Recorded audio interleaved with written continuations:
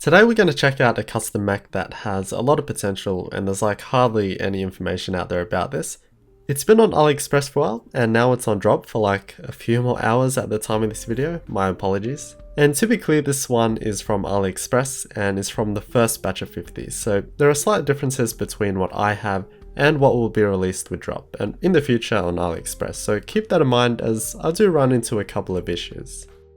First impressions, it's pretty light in the hands, but it's the form factor and layout that piques my interest. But before doing anything, as always, chuck on the rubber feet so we don't damage anything.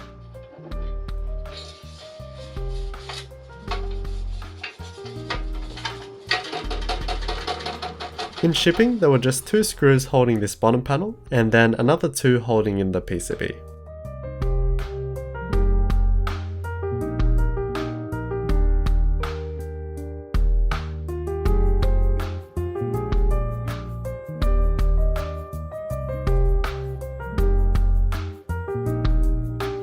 Super simple design, there's just 2 parts. We have the main piece and basically a panel that closes off the bottom. So as we can see, the plate is not separate, and this is what we refer to as an integrated plate design. The way the plate is mounted in a mechanical keyboard makes a huge difference in how it feels when using it. This design isn't seen too often, but can potentially feel a little stiffer because it's connected to the case all the way around. But we also have some standoffs for the PCB to screw into, and of course it's made from aluminium and contributes to most of the board's weight. The sides are pretty thin, but the bottom and top in particular have a bit of chunk. However, for the future versions, the top will be slightly shorter with the revised PCBs, at least that's what I've been told and have read. The bottom aluminium panel is super basic. It's literally just to close off the bottom and doesn't add much weight or height in fact to the board. It's just 3mm thick and about 1mm for the thin bit. Okay, here's the PCB. A couple of interesting things going on here. First of all, a huge feature is that it has Kale Hotswap sockets. These will accept pretty much any AMX style key switch, so Gatoron, Kale, Cherry MX, etc. And you can see the contacts that will press against the switch pins so that the pins don't need to be soldered. Interestingly, for whatever reason, there's holes for through-hole LEDs. Of course, these make no sense because it would make the Hotswap sockets useless, as they will secure the switches. So no, it isn't an RGB backlit keyboard like the AliExpress listing suggests, but it does have underglow LEDs, which again doesn't really make sense as it's a solid opaque case. And then a bunch of SMD LEDs on the top side, which again is blocked, so yeah, PCB's a little weird. Another unusual thing, I only received 3 stabilizers, so 1 was missing. Anyway, these are clip-in stabs, and a 100% requirement is that you lube them. I'm using dielectric grease with these, and it's pretty easy to find, and this will just eliminate that terrible rattle. Sometimes I go pretty thick depending on the build. Of course, the thicker you go, you can potentially make it feel sluggish, but yeah, I did go on pretty thick here, and you can also brush on the insides but with something thinner. It's not necessary to screw the PCB onto the plate as the switches will hold it in place, and it may potentially feel better for you without the screws in as they add hard points around the board. However, when putting in the switches, it's much easier with the screws in.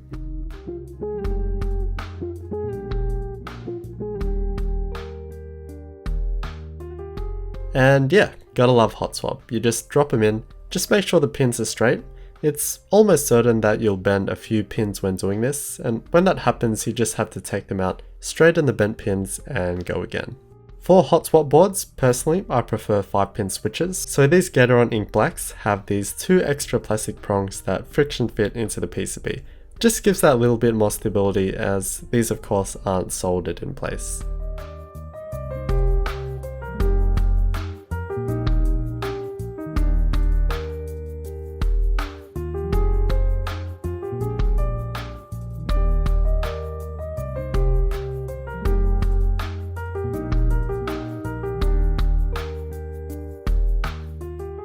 And another hiccup. The bottom alu panel wasn't going in flush, which isn't a great sign.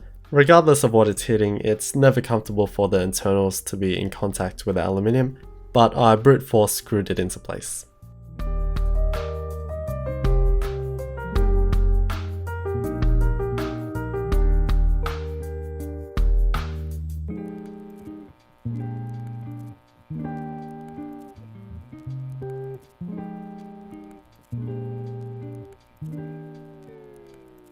After all of that, my stabs weren't going up and down, which just makes you cry inside because it's like right at the start of the process. But a great thing about Hotswap is that it isn't a huge deal, no desoldering required. I took it all apart and put the stabs back in. First of all, I just put the wire into the wrong hole, that's my bad, but I found the problem.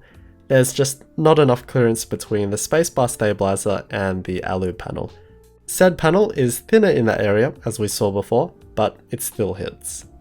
I was able to screw it shut, but the problem with these clip-in stabs is that it pushes them out. So if you remove your spacebar cap, it'll just pop out, which is a nightmare.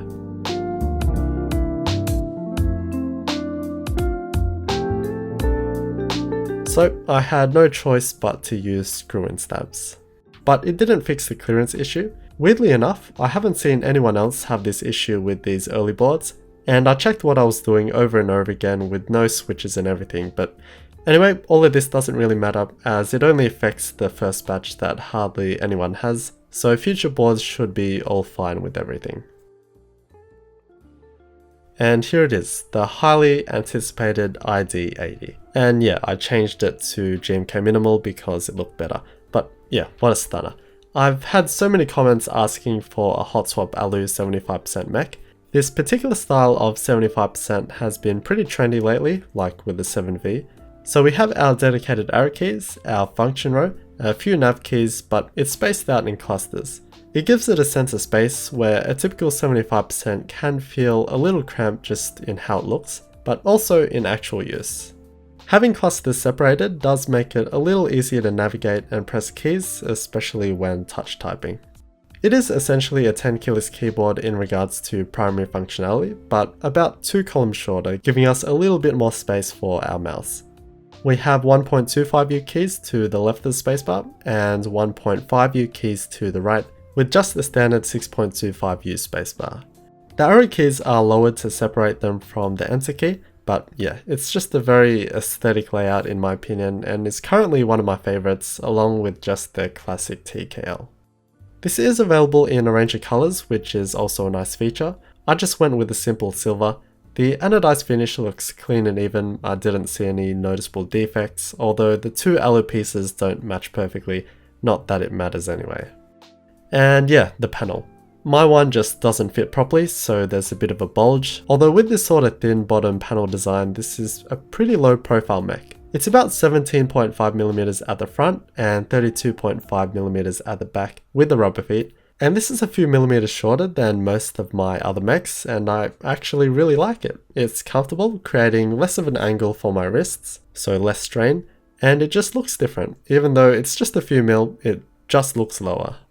Overall, it's a pretty simple design, flat sides, curved corners. The corner gets a little close over here, and on my version the bottom and top bezels are equal. However, on the new ones and what's pictured on drop, the top is shorter. With the thin bottom, there's no extra weight like you see on many customs, so it's relatively light for an Alu 75% coming in at about 1.2 kilograms. I mean, it's not light, it's still heavier than even just a typical full-size retail board, but this is another thing that I've come to appreciate over time, light customs. Heavy mechs are amazing, they naturally exude quality and toughness, but what I noticed about myself and how I play with mechs, I really struggle with heavy boards as I constantly move them around, and find actual delight with lighter ones, so this board has been amazing to use. I used Gateron ink blacks from my mate Idyllic. Check him out, he makes some really cool DIY stuff in particular, I'll chuck links in the description, and some 35g Kale box switches for the rest of them.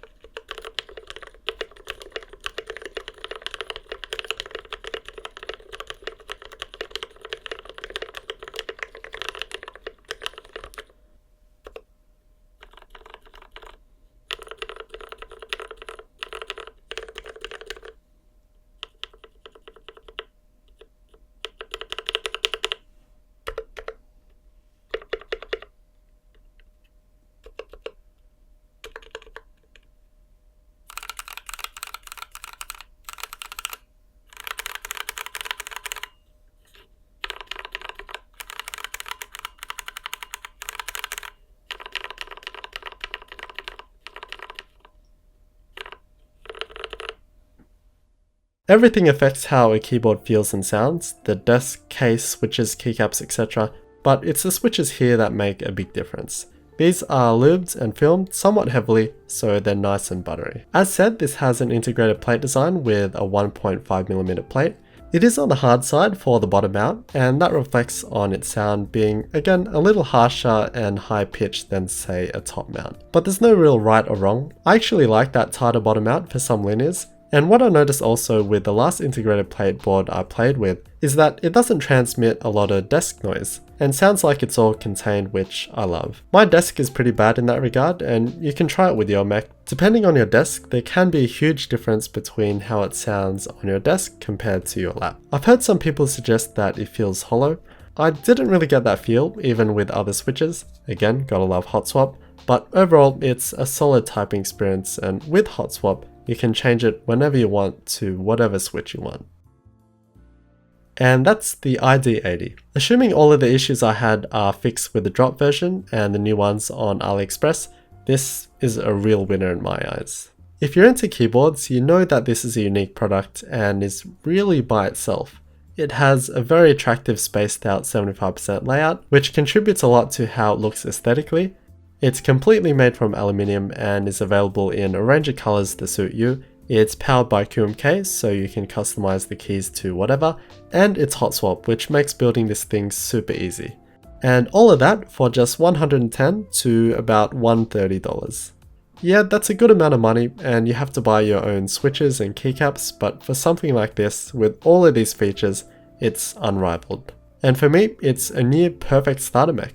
It's great for someone who doesn't want to drop several $100s more, because that can easily be the case. And to top it off, no long group buys, at least for now, but don't expect some crazy high level custom because it's not that. Going back, to be very clear, this is from the early batch, so all of these fitment issues I had should not be present with the newer versions. So with that in mind, yes, I do recommend it. I think it's a steal on drop at the moment, and even at normal price it is. And once again, we're seeing things trickling down into more affordable options.